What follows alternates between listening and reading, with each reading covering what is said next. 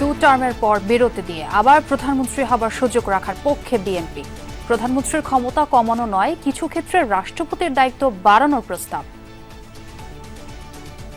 Not more than 2 consecutive terms একজন ব্যক্তি প্রধানমন্ত্রী হতে পারবেন না, তারপরে একবার গ্যাপ দিয়ে তার পরবর্তীতে যদি ফ্রি ফেয়ার ইলেকশনের মাধ্যমে যদি সেই পার্টি আবার মেজরিটি পায়, তারা কাকে নির্বাচিত করবেন সেটা অপশন ফ্রি থাকা উচিত।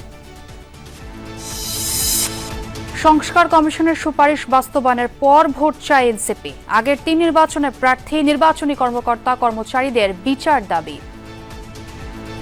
সংস্কারের মধ্য দিয়ে একটি নতুন নির্বাচন আছে, সেই বিষয়ে আমরা তাদেরকে যাতে নির্বাচন কমিশন সেদিকে ধাবিত হয় সে বিষয়ে তাদেরকে আমরা দাবি জানিয়েছি।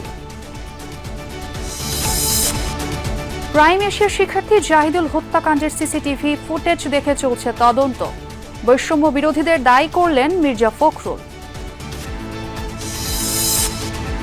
জরুরি ভিত্তিতে রোহিঙ্গা সংকট মোকাবেলায় একনেকে নতুন প্রকল্প অনুমোদন।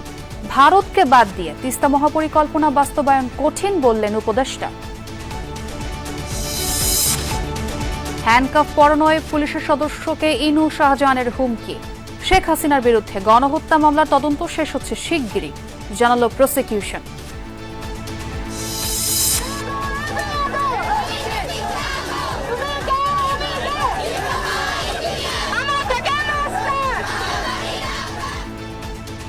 পঞ্চম দিনের মতো দেশব্যাপী আন্দোলন। পলিটেকনিক শিক্ষার্থীদের 48 ঘন্টার মধ্যে দাবি না মানলে ঢাকামুখী লং মার্চ।